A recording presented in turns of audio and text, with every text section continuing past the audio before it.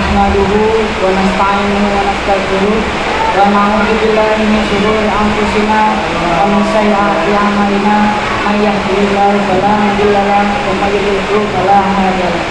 Asyhadu an la ilaha illallah wa asyhadu anna Muhammadan abduhu wa rasuluhu allazi la nabiyya ba'da, amma ba'du.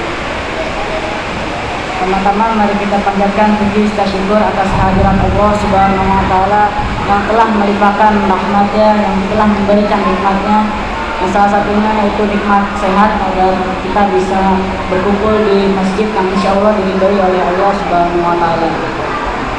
Di sini saya ingin memberikan materi tentang siapakah ahlul Quran itu. Dalam hadis disebutkan an Anas bin Malik radhiyallahu anhu qala Rasulullah sallallahu alaihi wasallam inna lillahi ahlina minan nas qalu ya Rasulullah man hum qala hum ahlul Quran ahlullahi wa asatuhu, yang artinya dari Anas bin Malik radhiyallahu anhu, dia berkata bahwa Rasulullah sallallahu alaihi wasallam telah bersabda, sesungguhnya Allah memiliki keluarga di antara manusia.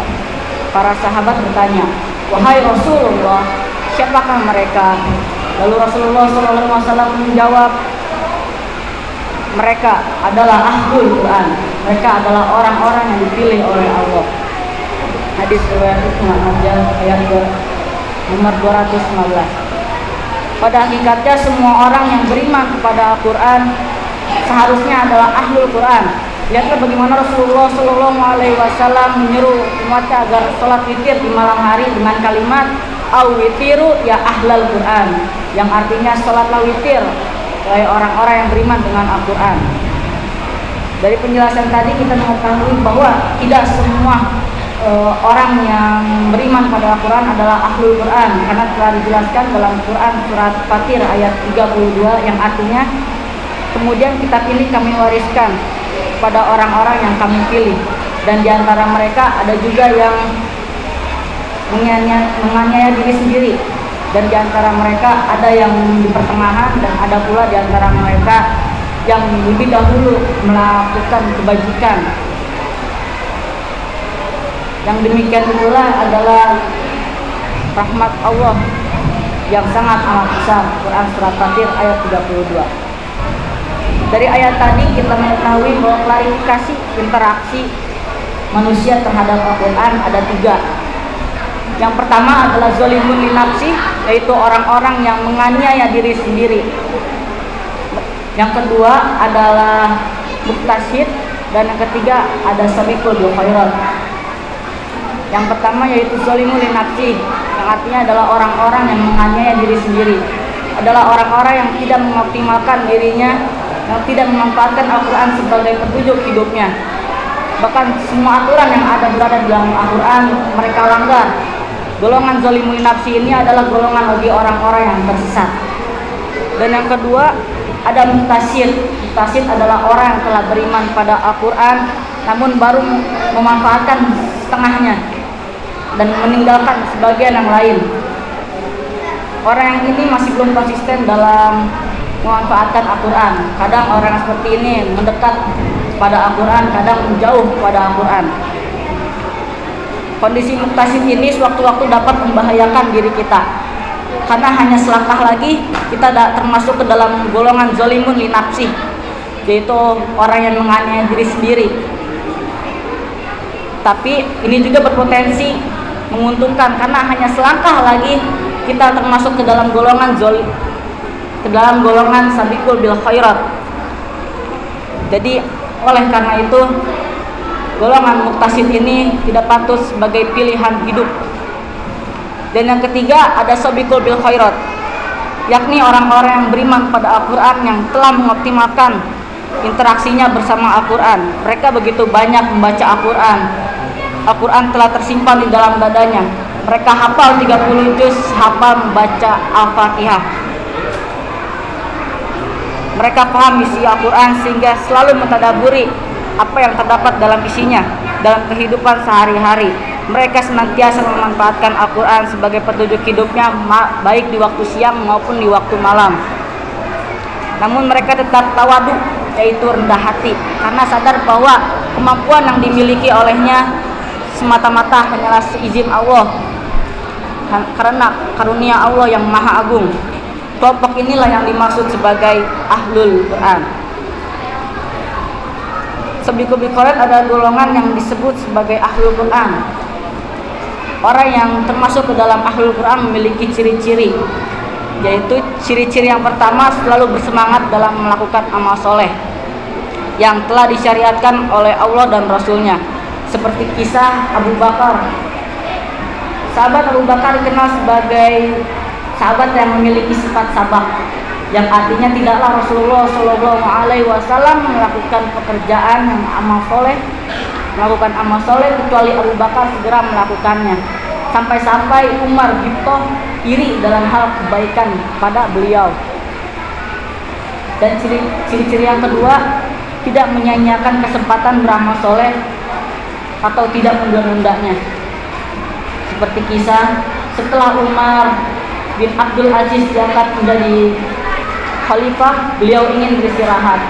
Lalu putranya bertanya, "Wahai Amirul Mukminin, kapan Anda akan bekerja?"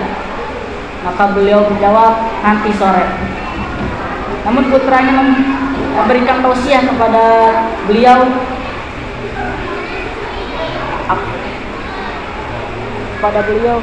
"Siapakah yang menjamin bahwa usia Anda hingga nanti sore?"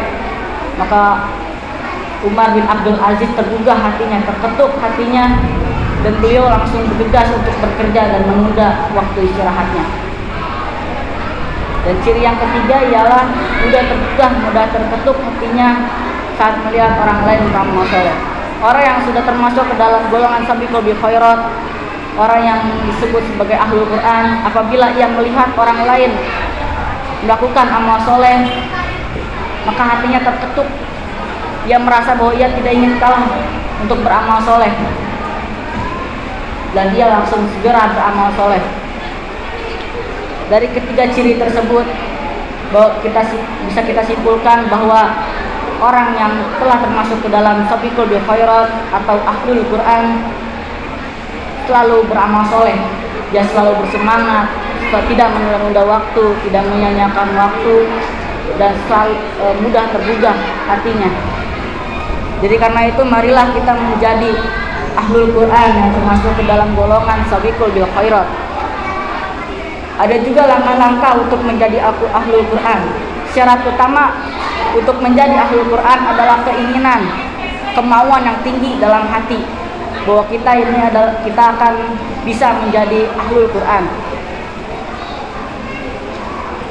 Langkah-langkahnya itu, yang pertama, teruslah berdoa kepada Allah Subhanahu wa taala dan berprasangkalah baik. Di sini kita harus berhusnudzon kepada Allah Subhanahu wa taala, kita berprasangka baik pada Allah. Ketika kita diberi cobaan, maka bersabarlah. Karena yakin bahwa Allah menyayangi kita, akan selalu berada dalam sisi kita. Dan langkah-langkah yang kedua, menjadikan Al-Quran sebagai agenda utama dalam kehidupan sehari-hari. Semangat untuk lebih dekat pada Allah dan mendorongnya agar beribadah kepadanya sebagai persiapan kehidupan di akhirat kelak. Tidak ada agenda lain yang dapat mengalahkan kegiatan bersama Al-Quran kecuali karena uzur syar'i, karena darurat. Senantiasa rindu kepada Al-Quran dan membayangkan kebersamaannya bersama Al-Quran. Dan langkah-langkah yang ketiga, berusaha memahami dan mentadabburi apa yang ada dalam Al-Quran, serta benar-benar menjadikan Al-Quran sebagai rujukan seluruh aspek kehidupan kita. Dan cara yang ketiga, menyebarkan fikrah Al-Quran kepada umat dan mengajarkannya, baik mengajarkan tilawahnya, baik menghafalnya, bahkan memahamkan isinya itu. Dari langkah-langkah yang tadi saya sebutkan, marilah kita lakukan dari keempat langkah itu agar kita bisa menjadi Ahlul Quran, Ahlul Quran yang sebaik Rasulullah SAW. Karena Rasulullah SAW adalah sebaik-baiknya Al-Quran, Ahlul Quran. Sebaik-baiknya ahlul Quran adalah Rasulullah SAW yang jelas benar perhatiannya terhadap Al-Quran. Jika kita ingin mendapatkan contoh nyata bahwa Rasulullah SAW selalu berinteraksi pada Al-Quran, bacalah surah tentang kehidupan beliau. Begitu kuatnya interaksi beliau kepada Al-Quran, sehingga dalam hadis disebutkan bahwa Rasulullah SAW mendapatkan sebutan Al-Quran Al-Hayy, yang artinya Al-Quran yang berjalan di tengah-tengah manusia. Begitu juga umumnya para sahabat, mereka adalah manusia-manusia yang sangat aktif bersama Al-Quran, yang telah mengoptimalkan dirinya bersama Al-Quran. Utsman bin Affan dalam nasihatnya mengatakan, kalau saja hati kita bersih dari syirik dan dengki, maka jiwa ini tidak akan pernah puas terhadap Al-Quran. Kita akan selalu berusaha mengambil berbagai macam cara agar kita bisa menjadi ahlul Quran. Semoga Allah memilih kita sebagai ahlul Quran. Maha benar Allah dengan semua penjelasan tadi. Mudah-mudahan dapat menjadi motivasi kuat agar kita bisa menjadi ahlul Quran. Amin ya rabbal alamin. Demikian, segitu saja yang bisa saya sampaikan. Kurang lebihnya mohon maaf jika ada kesalahan kata, karena kekurangan yang terdapat pada diri saya dan kelebihan hanya milik Allah Subhanahu wa taala. Rabbana la tuzigh qulubana ba'da idh hadaitana wa hab lana min ladunka rahmah innaka antal wahhab. Rabbana atina fid dunya hasanah wa fil akhirati hasanah wa qina adzabannar. Wassalamualaikum warahmatullahi wabarakatuh.